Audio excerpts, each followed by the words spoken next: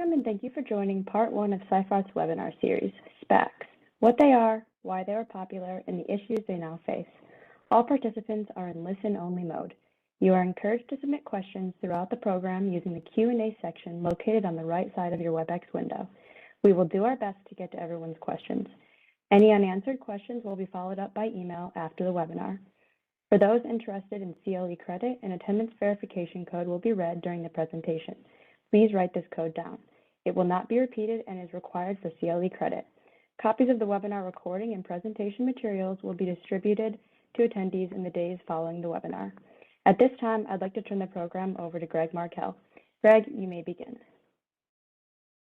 Thank you, Sadie.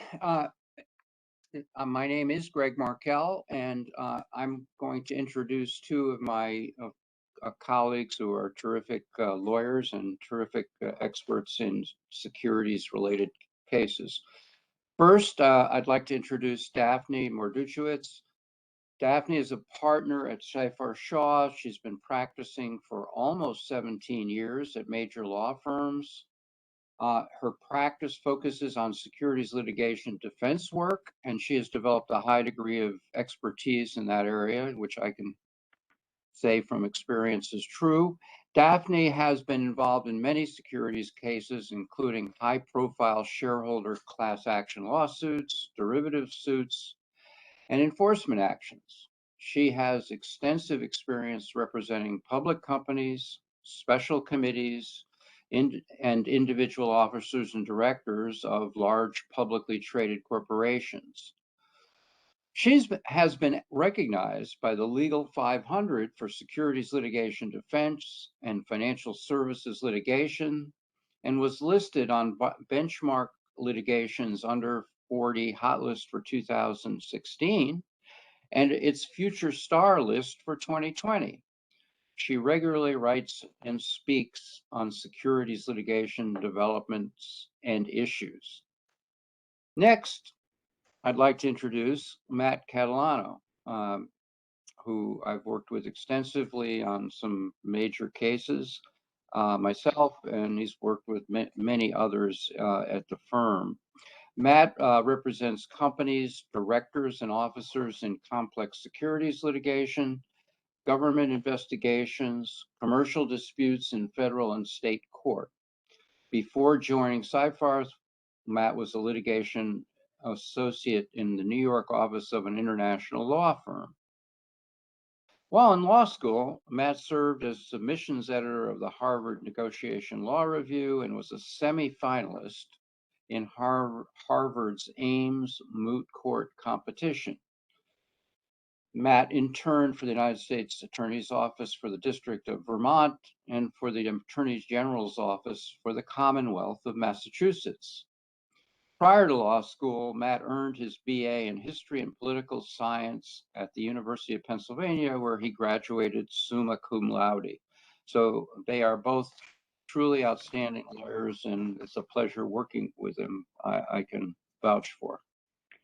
Thank you, Greg, and the feeling is mutual. And while I know for most of you, Greg Markell needs no introduction, I'm proud to introduce him briefly anyway. Greg is chairman of the litigation department of Seyfarth Shaw's New York office.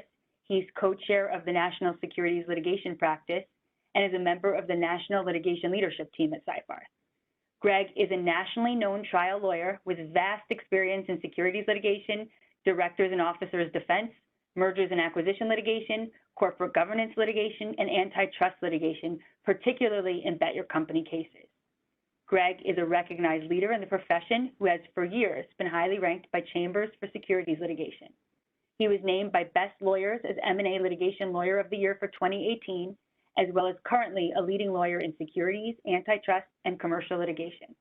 Law Dragon magazine recently inducted Greg into its Hall of Fame and recognized Greg as a legend and one of only 50 lawyers and judges in the legal profession in the United States who was named to the Law Dragon 500 for 10 consecutive years. Greg has also been recognized by many other publications, including by Benchmark as a National Litigation Star for Outstanding Performance by Best Lawyers in America, Legal 500 Leading Commercial Litigators, Best in Class in the Legal Profession by bestofus.com, Marquis Who's Who for a Lifetime Achievement Award, super lawyers, the international who's who of commercial litigators, and many others. Greg has been a winner of the prestigious Burton Award for Distinguished Legal Writing in 2018, 2016, and 2007. He is the chairman of the Center for Corporate Governance at New York County Lawyers Association.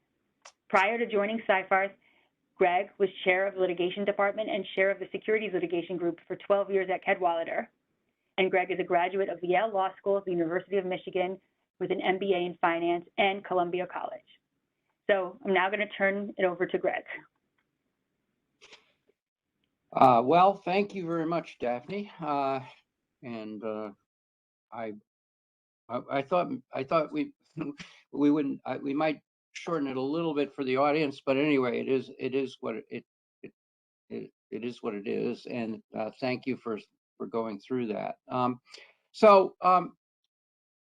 Obviously, as the PowerPoint covers indicates, we're going to be talking about Spacs. There are two sessions, today's and one, I believe, on the 22nd of June. And so to some extent, there's a chronological aspect to this, because we'll, in a later one, we'll be going into much more detail on the latest developments from the SEC, although we will touch on that today. But to show you in part that I've been around for a while, I'm going to start back in the 1980s. At that time, there was what was alleged at that time by the SEC to be an abuse in what were called blank check companies.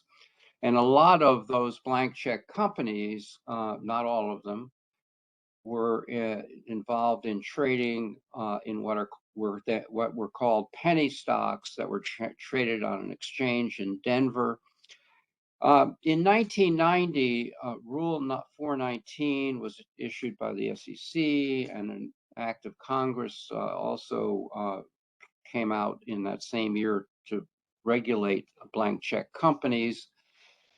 Both the rule and the act were designed to be protective of investors in penny stock / bank check companies, and were designed to increase disclosures to investors and other protective provisions. After 1990, blank check companies became less common, although they are occasionally still issued. And one of the reasons I wanted to talk about that is because for a period of time, what the main topic today, which are Spacs, took the place for some types of participants in the equity markets, where blank check companies had been before. So, very briefly, and Daphne's going to go in a lot more detail into this, Spacs are typically shell companies that have no operations, and they're organized for the purpose of merging with or acquiring at the time of a public offering of the Spac. They had unidentified operating companies that they hope to acquire, maybe either in general or make acquisitions or at that point, or may have some specific companies in mind. Spacs were sufficiently different from blank check companies that the earlier legislation and rules, and there were additional regs on blank check companies that came out in 2010. Those did not apply to Spacs, but Spacs go back at least to 2010, perhaps even earlier. But prior to 2019, they were quite rare, and then Daphne again will give you a lot of important information about this. But in 2019, there began to be an increase in the number of Spacs offered to investors, and through initial public offerings. And then it really became something that there are some people who might even call it a fad, but they became very common in the second half of 2020 and the first half of 2021. Many Spac offerings were made. One of the issues that was noticed even back in those days was the possibility that there might at some point be some conflicts of interest between the interest of sponsors and the interest of purchasers in the Spac IPOs, particularly because it often, and again, Daphne will get into this in more detail and give and how it works. Those possible conflicts of interest came up typically in what would be known as at the time of a potential de-SPAC transaction, and we will cover that in more detail. But there was a tendency for there to be a strong interest on the part of the sponsors in a de-SPAC transaction going ahead, and a strong interest in the part of the shareholders in making sure it was a very good deal if that there was an acquisition to be made. Just weeks ago, on March 20th, the SEC put out a proposal on regulation of Spacs, and we will get to that also in detail later in this session, but and then even more so in the session in June. But what I think is useful as an introduction and to get started here is that the SEC believed, and I say this not so much because that I want you to necessarily learn this at this stage, but that there was this feeling that caused the SEC to issue a 300 plus page proposal for regulation of Spacs, that they were of the view that greater transparency and more robust protections could assist investors in evaluating and making investment voting and redemption decisions with respect to these transactions. And the SEC said that it was proposing new rules and rule amendments in order to achieve those to achieve better disclosure requirements from their point of view, and investor protections. There is one provision that I do think is of concern to perhaps some people in particular in the audience, and certainly it's a concern to me, and that is that the SEC has pulled out some language from some earlier case law and work by the SEC, 15, 20 years ago, and said that underwriters are gatekeepers for the securities markets, and therefore they're proposing to tighten up rules on where underwriters would have a duty to see to it not just that the Spac IPO was had proper disclosures, but also where there were situations where underwriters would also be responsible for any lack of adequate disclosure by the de-SPAC company or the company to be acquired. So, and there could be possible Section 11 liability. So that for the underwriting community, investment banks and others, that's a very concerning development. So having given that kind of broad brush overview of what we're going to be talking about today and some of the issues I think that are of particular interest, I want to turn it over now to Daphne to take the next section, and she's going to begin with some fascinating statistics. Thanks, Greg. I'm going to start by walking through some statistics on special purpose acquisition companies, or SPACs, as Greg mentioned, and then talk about basics on the structure of a SPAC transaction and some of the resulting litigation risks. And later, we'll discuss suggestions for minimizing those risks. And as Greg mentioned, we're also going to talk briefly about the recent SEC proposed rules on SPACs and their impact, which is a topic we'll delve further into in part 2 of this webinar in June. So let's turn to the statistics and what they mean. If you look at the first slide, you can see the numbers. In 2020 and 2021, there was an unprecedented surge in the number of SPAC IPOs, with SPACs raising more than $83 billion in 2020 and more than $160 billion in 2021. So let's put that in context. That compares to about $13 billion in SPAC IPO proceeds in 2019. So for that reason, 2020 was coined the year of the SPAC.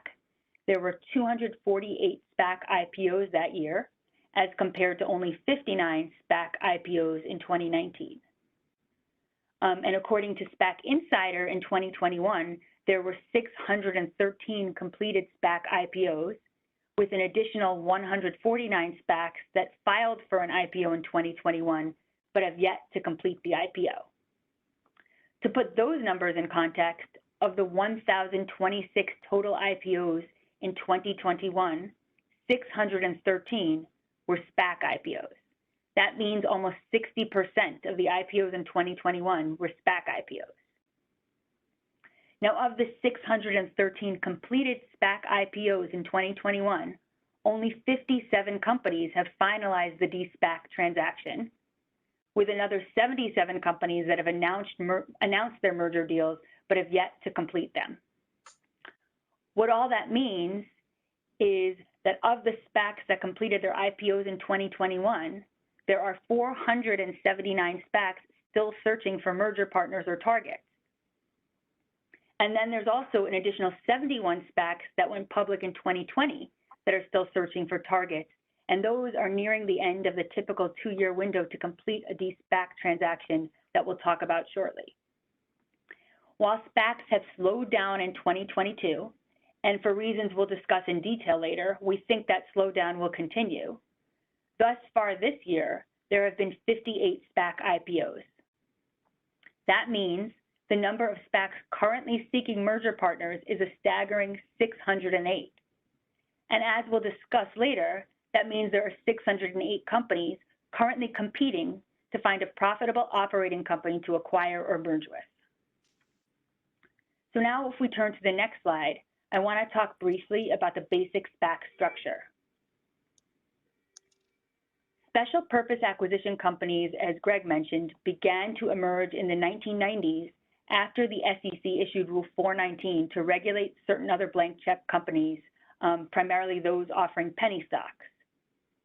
While SPACs have been around since then, they rose in popularity in late 2020 and early 2021, and they've even generated celebrity interest with offerings associated with Shaq, Serena Williams, Steph Curry, Jay-Z, and many others.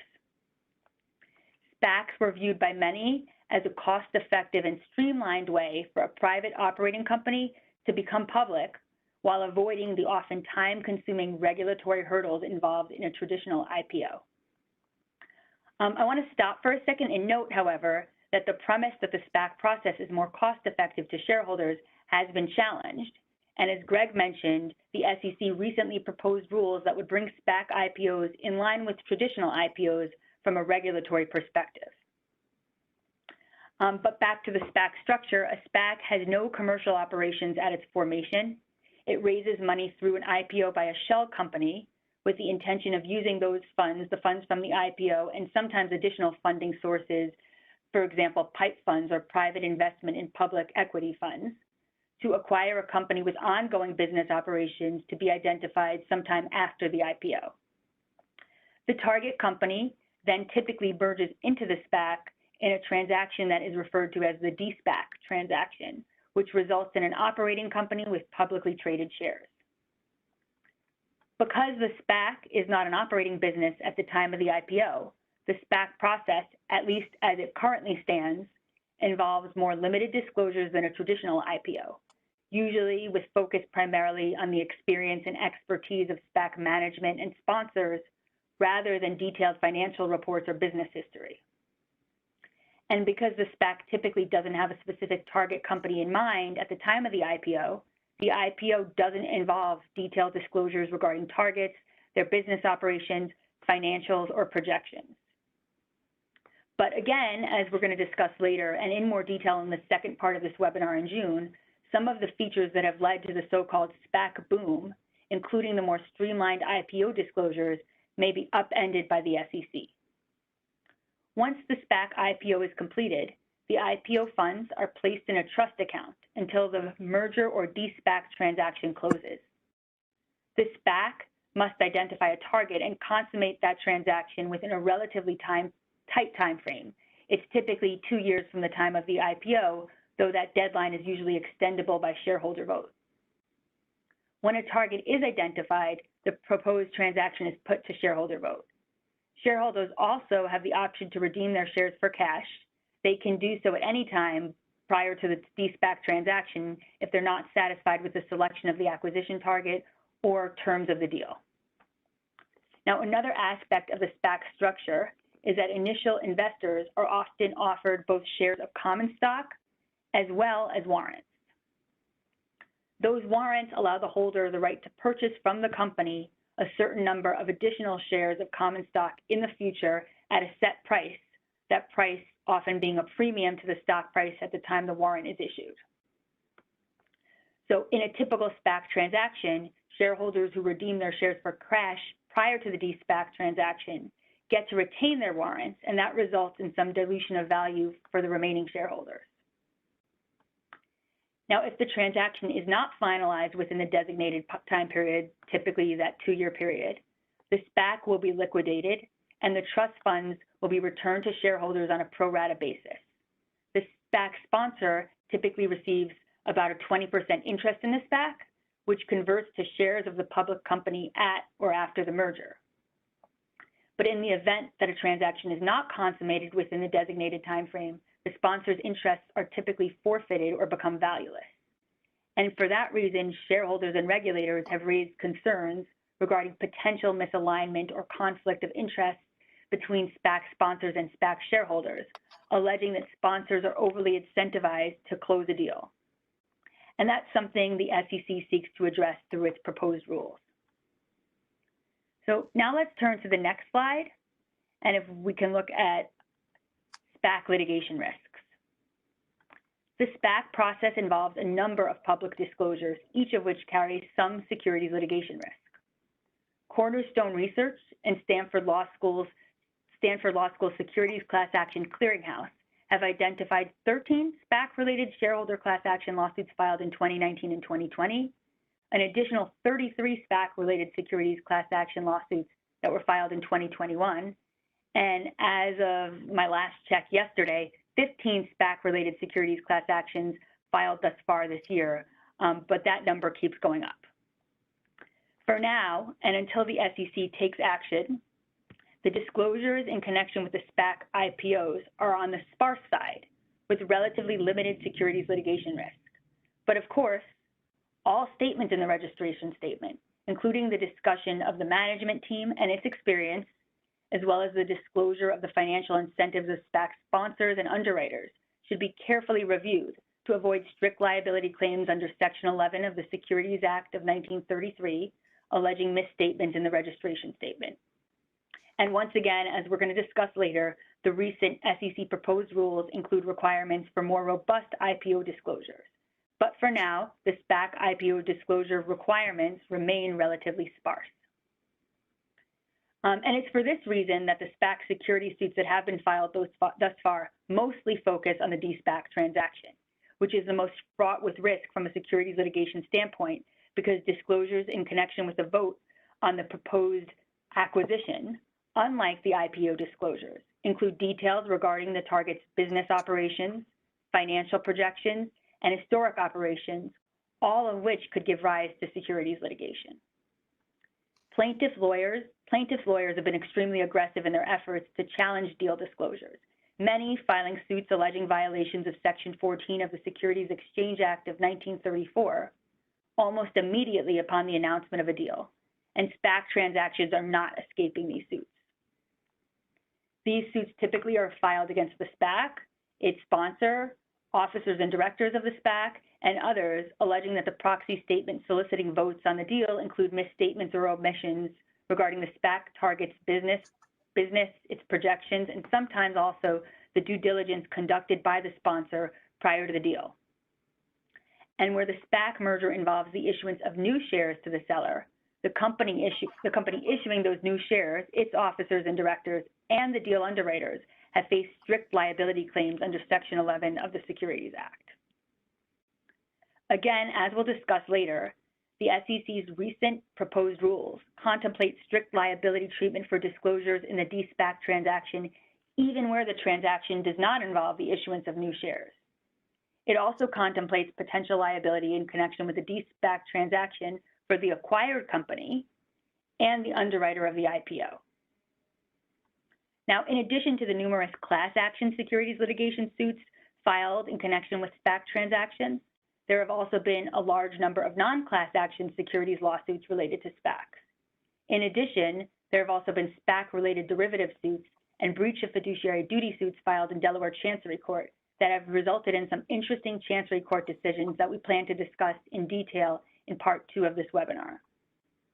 The Chancery suits typically involve claims of breach of fiduciary duties and unjust enrichment against directors and controlling shareholders, such as sponsors, based on allegations of misalignment of interest and purported conflicts of interest. And it's clear that the Chancery Court is interested in these issues in the context of SPAC transactions. I'm now going to turn the presentation over to Matt Catalano, who's going to discuss some of the specific issues that arise in SPAC securities litigation. Thank you, Daphne. Now, as Daphne mentioned, I'm going to discuss some of the risk factors that make SPAC litigation perhaps more likely. As you'll see on the slide, the first risk factor that we're going to discuss that could lead to a higher likelihood of SPAC litigation is scrutiny from short sellers.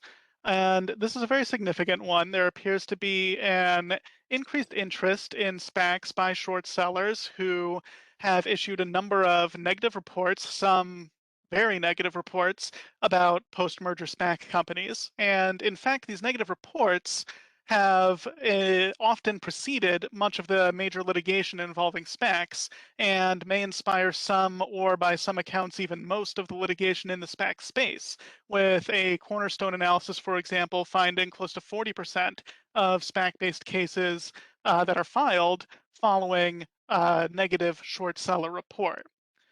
So typically what happens in this scenario is that short sellers issue a very negative report about the acquired company that causes the stock to drop, and then shareholders file suit alleging damages and relying on those allegations in the short seller report. So let's run through a couple of examples. For example, in February 2021, litigation, both federal security suits and state breach of fiduciary duty litigation, was filed against Multiplan and its SPAC sponsor, which went public through a merger with a SPAC called Churchill, which was a SPAC sponsored by Michael Klein, a business person behind a number of other SPACs. And the litigation followed a report by a short seller called Muddy Waters Research, claiming that at the time of the merger, Multiplan was allegedly in the process of losing its largest client. It had obscured deteriorating financial position by manipulating cash reserves to show inflated earnings. And of course, these would then become the allegations that were made in the follow-on litigations. As another example, Embark Technology was involved in a suit filed on March 30th, 2022, involving a SPAC acquisition of a company that develops self-driving vehicle software for the trucking industry. And plaintiff filed suit in the Northern District of California against the company, the pre-merger CEO, the CFO of the SPAC, the CEO and CFO of the post-merger company. So really trying to hit everyone involved. After a short seller, this one called the Bear Cave, reported that the company's valuations were off, allegedly based on puffery, then substance, and that the company allegedly held no patents, had few test trucks, and the follow-on complaint alleges, among other things, a failure to conduct adequate due diligence prior to the acquisition, and that the company had misleading financial statements. A third recent example is MP Materials Corp, which went public through a merger with a Spac, was sued following a report by a short seller called Bonita's Research, which accused MP Materials of having executed an abusive an abusive transfer price manipulation scheme with a related party in China who allegedly, quote unquote, overpaid the company for concentrates to artificially inflate the company's profit at a time that coincided with the Spac insider lockup expiration. And also alleged that a study asserting that the ore at the company's facility was not economically viable to harvest. So that complaint alleged misrepresentations by the Spac sponsor regarding due diligence and its expertise in identifying targets, among other things. And of course, in all of these cases, the follow-on litigation largely, through its allegations, parrots what was in these short seller reports, as if they're the fact of the matter. And an NYU study posits that because of the dilutive effect of warrants, sponsor shares, other structural elements of a Spac transaction, post-merger performance of companies that have gone public through Spac IPOs lagged the broader market and are therefore attractive to short sellers. As can be seen in the examples we just went through, short seller reports followed by stock drops are a recipe for follow-on litigation. Another litigation risk factor for Spacs is the potential misalignment or conflict of interest, which is frequently alleged because of allegedly misaligned incentives of Spac sponsors on the one hand and shareholders. The suits that rely on these types of claims, generally speaking, will either allege that the sponsors were in a rush to get the deal done within the 2-year time frame in order to collect their promote, and therefore allegedly fail to investigate adequately the target, or sometimes, of course, if plaintiffs can, they'll allege even more nefarious allegations that misaligned interests, for example, incentivized a deliberate or fraudulent disregard of red flags in the target entity. Another risk associated with Spacs are their projections, especially where there's a failure to meet projections. And this is an interesting one because the PSLRA currently does have a safe harbor for forward-looking statements, but that safe harbor doesn't necessarily apply to filings in connections with an IPO. And the argument has been made that because a de-SPAC is not an IPO, it's arguably safer to provide projections in the de-SPAC related filings than it would be if the company had gone public through a more traditional IPO route.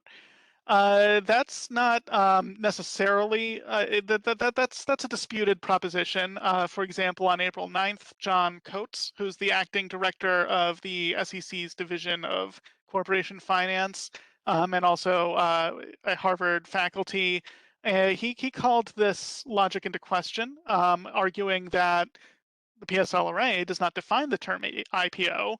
The de-SPAC transaction is substantially important to the IPO because it is the first time the public can invest in the target company that was previously private, and because the SPAC itself is not an operating company.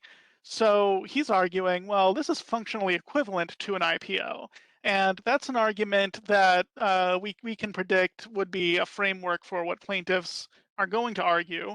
So we may see this issue litigated and resolved through the courts, though, as Greg is going to discuss shortly, and we'll discuss in more detail in our next webinar on this topic, the SEC has also recently proposed many rules regarding SPACs, and some of these rules would potentially eliminate some of these protections for SPACs. So that might also resolve the issue if those rules are adopted. And another risk for another litigation risk factor is a tightening market for merger targets, or as we say in the slide, market saturation.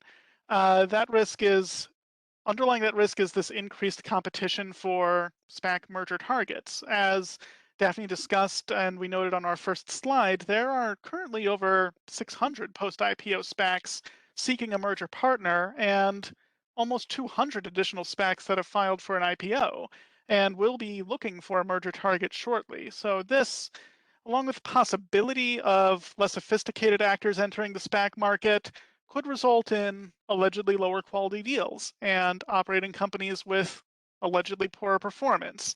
And in such an event, there would likely be a number of lawsuits following these transactions.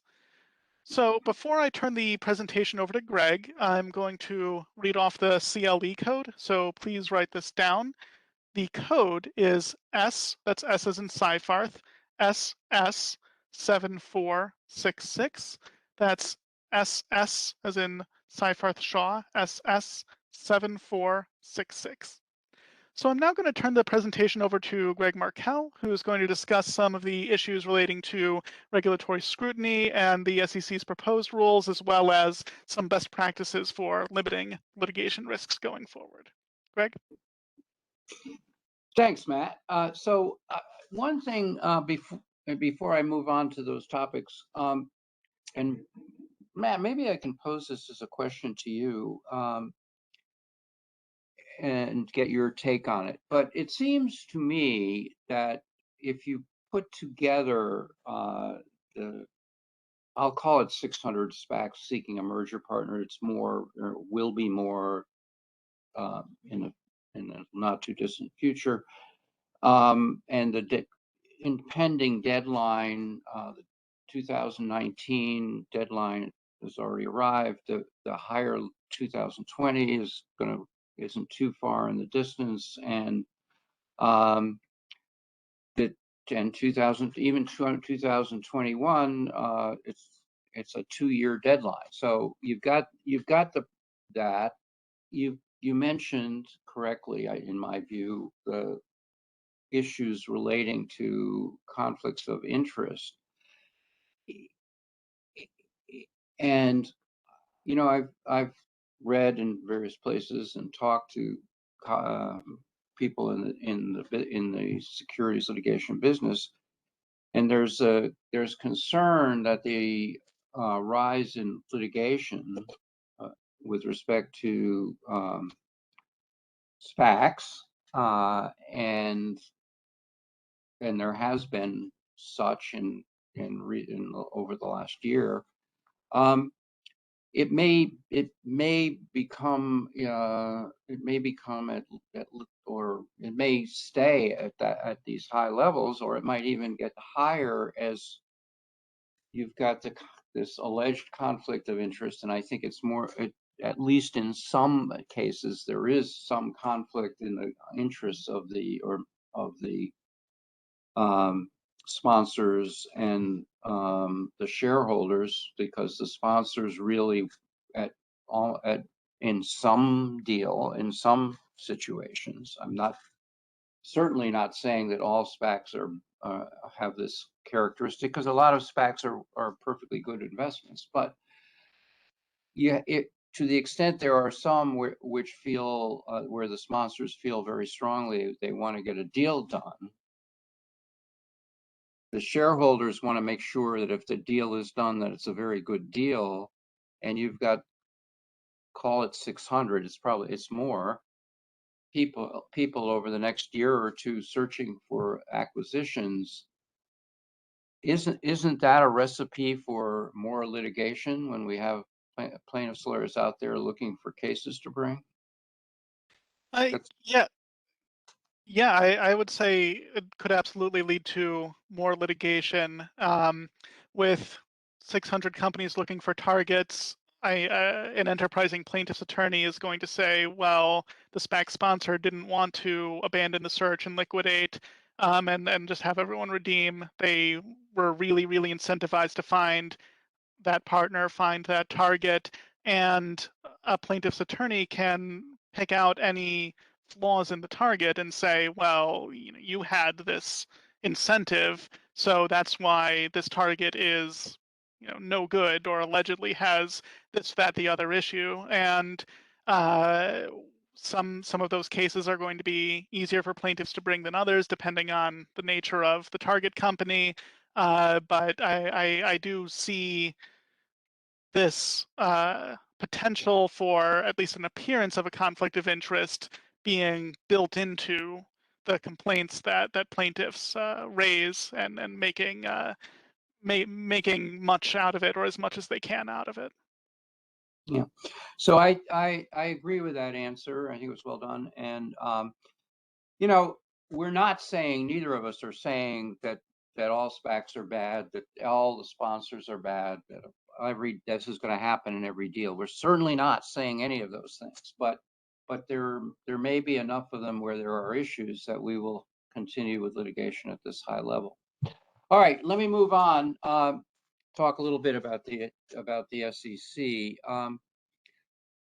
So I mentioned briefly, and Daphne mentioned, I think briefly as well, that in March we did get well over 300-page proposal from the SEC, and on proposed rules relating to SPACs. Now, that's a lot. That's a lot of ideas that are coming at SPACs going forward. So, and Daphne, I may have a question for Daphne on this a little bit later, but what you're going to see, I think, is, first of all, there are going to be a lot of comments on these rules. This was so far a proposal, but relatively soon, in the next, probably sometime in June, maybe it'll be postponed till August or September, there will be rules coming out of the SEC and under Mr. Gensler. And those rules are going to be designed I think, in the minds of Mr. Gensler, who is a very bright man, but who I often disagree with, those rules are going to, I think, contain a lot of pieces of what is in the proposal. My guess would be the proposal will be cut back a bit here and there as a result of comments from a variety of different sources of people in the equity markets in one fashion or another, underwriters, business people, lawyers, etc., that point out defects in the proposal. But my own guess, and at this point I'm turning from facts to only my guess. My guess is that a lot of the core ideas behind this lengthy set of new rules that are proposed will turn into something in many cases pretty close to what ultimately is put in place. So I think what does that tell us? Well, it tells us that companies that are going forward have such a set of rules to deal with, and maybe I'm wrong, in which case, maybe it isn't going to be that tough to do. But I think it will be a difficult job to comply with all of the new rules and regulations, and that apply to all sorts of different participants in the SPAC market. Daphne very well described the various participants. And, you know, there are a lot of different participants, but there's probably in these rules some more work to do and standards to meet for just about every type of participant in both the SPAC transaction and the de-SPAC transaction. So I think there will be rejection of certain kinds of filings, blocking offerings. I think there will be enforcement actions with respect to disclosures and other aspects. And I'm talking about the next year or 2 years. I think and maybe there'll be some modifications to these rules. Hard to predict for sure. But it is going to be of a significant burden, I believe, to the sponsors and management of the surviving company after the de-SPAC transaction, as well as the pre-de-SPAC transaction, these sponsors and management of both the SPAC and the companies to be acquired, and the underwriters, for the reason I mentioned earlier, are going to be worrying about what requirements they're up against. I don't think this is going to be an easy period for any of those groups or people. And one of the things that results from the SEC finding fault with, in some cases, what is done on these transactions, is that not only do short sellers give plaintiffs' lawyers some ideas about lawsuits they can bring, but you also get opportunities sometimes to, as a plaintiff's lawyer, to ride the coattails of the SEC if the SEC finds fault with something somebody did, and it becomes it is, and if it has to be disclosed that they did, and the plaintiff's lawyers learn about that, you will find in securities litigation, it's often, it is fairly often paired up with an SEC taking issue with something a company has done. So, you know, I think the future vis-a-vis these expanded requirements for SPACs by the SEC can lead to at least two types of litigation. One being the SEC bringing an enforcement action, but the other is it could conceivably result in more civil litigation from plaintiffs' lawyers who are alerted to something by something the SEC has raised. So this is not going to be something that in the short run, the next couple of years, is going to reduce securities litigation. What the SEC is doing here, in my view, is likely to also add to the overall burden of litigation. I'm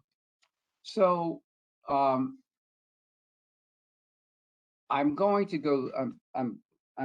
go through a fair number of these points, but as I mentioned that I might ask Daphne a question. So Daphne, well, maybe we'll wait, Daphne. Let's wait until I get through some of the provisions that the SEC is proposing. This is not going to be in anywhere near the detail that we will have in June when we have the second session, but I will hit some of the high points or low points. the proposal, and try and move relatively quickly through what's left here. And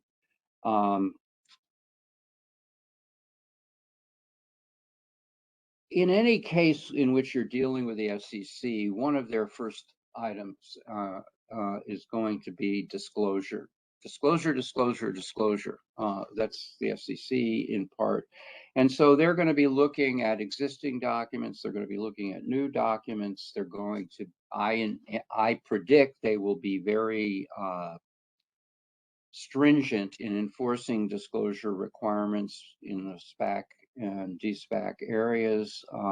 And, you know, I believe that that those requirements, which go not only to, you know, normal business disclosures, but other things relating to the sponsors, potential conflicts of interest, fairness, dilution of shares. I mean, the part of the proposal is that the sponsor has to disclose what their opinion is of the fairness of the proposed de-Spac transaction, whether it's fair to shareholders. Sounds like a troublesome requirement. Another requirement is that the operating company to be acquired in the de-Spac transaction is going to be considered under the proposal a co-registrant of the on Form S4. The definition of blank check company, which goes back in the early history that I started off this session with, would be amended to encompass Spacs and other types of companies. And the idea there is to have certain aspects of these Spac transactions be carved out of the safe harbor protections for forward-looking statements that appears in the PSLRA. You know, there also will be aspects of this that apply to clarify ambiguities in the applicability of the Investment Company Act of 1940. And I've already mentioned, and I think it's troublesome that exposing, and we could spend a lot of time talking about why I think it's troubling, but I think it's troubling that there is a proposal that underwriters be considered underwriters under many circumstances. These proposal calls for the underwriters to be considered underwriters of the de-Spac transaction. You know, we could talk quite a while about the disclosure requirements, but suffice it to say, there's more to say about the disclosure requirements and some of the other provisions here that will place a burden on Spac management. But I'm going to move on now to what I will call more or less things that can be done to limit risk. And I want but let me ask Daphne, in light of what Matt had to say about the litigation risks in general, the conflicts of interest issues, the additional disclosures required by the SEC. What do you see as the likelihood of there being many new Spacs going forward? Yeah, well, thank you for that question, Greg. I mean, the three of us, I think, are all in agreement that even before the SEC's proposed rules, we were seeing sort of the slowdown in Spacs. They've been getting a lot of criticism from all different areas. But I think that if the SEC rules are adopted, that'll really be the end of any sort of SPAC craze.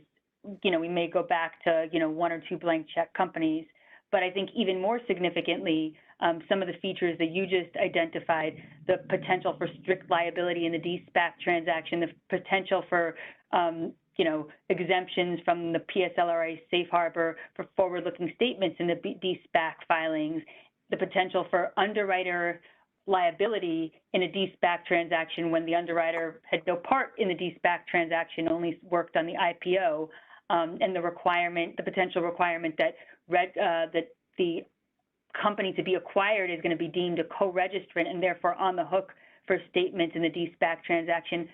I think if those rules are adopted, we might also see the end to, you know, all these 600 plus SPACs that are looking for de-SPAC transactions. They might choose to just dissolve and liquidate rather than deal with that hurdle. So I think SPACs are, this SPAC craze is over, and if the SEC rules are adopted, it'll be really over. And we will be left with the detritus of the SPACs if that happens. Anyway, moving right along. So best practices, these are just a few items that, and some of them some of them I certainly contributed to. I think some of them are reasonably obvious, but anytime you're dealing with the SEC and you have to do a filing, that focusing on disclosures, focusing on the disclosures being fulsome, being complete, is absolutely essential. And you know, you can't overestimate when you're dealing with a place with things that are regulated by the SEC, even if you're not doing a filing, the same is true. If you're making a disclosure somewhere, you've got to make, and it relates to this, to a SPAC or a de-SPAC transaction, you can't do too much disclosure to satisfy the SEC. At the time of the merger, the sponsor should, if there is a merger arranged, the sponsor should perform thorough and careful due diligence into the company to be acquired. The sponsor and the target should document that due diligence so that the process can be defended in any later litigation, particularly in both civil and SEC. In connection with a proposed de-SPACing, with proposed de-SPACing M&A transactions, you know, companies and their boards should consider the engagement of an independent financial advisor.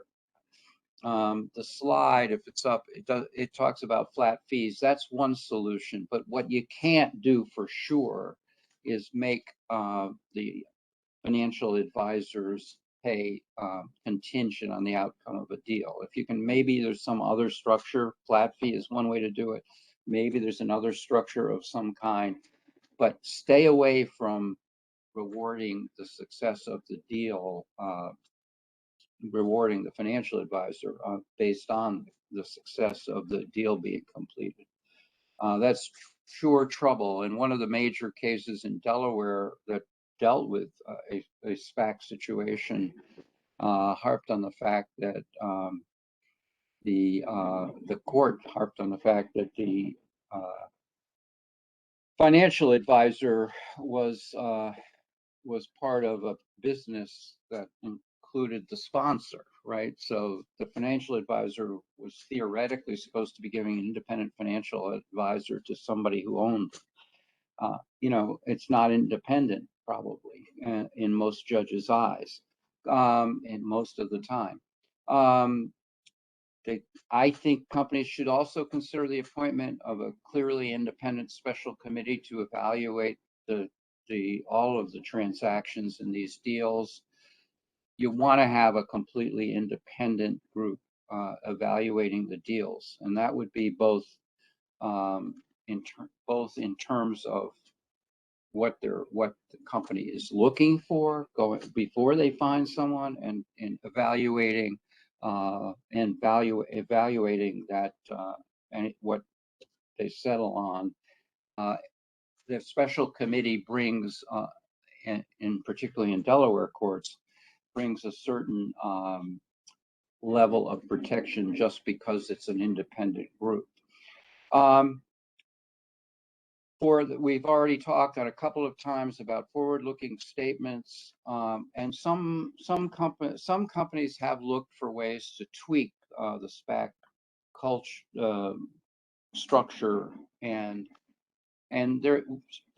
some of them may have had or will have some success, but it's hard to figure out how to restructure these deals once they're in place, and or going forward and deal with all of the things we've talked about today. So with those, and you can send in questions on these best practices. There are best practices that can help. I think it's going to be a litigious couple of years in any case. And so that is a wrap up at 1:01.